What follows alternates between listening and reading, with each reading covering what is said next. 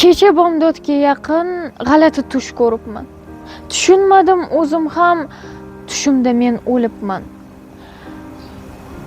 Oldimda faqat bir yo'l, uzoq yurdim yo'limdan, keyin ikki farishta tortib ketdi qo'limdan.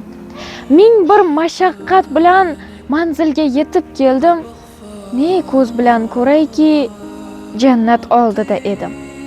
Eshik ortida jannat, biroq eshik qulf edi. Kelib jannat soqchisi, kaliting bormi dedi.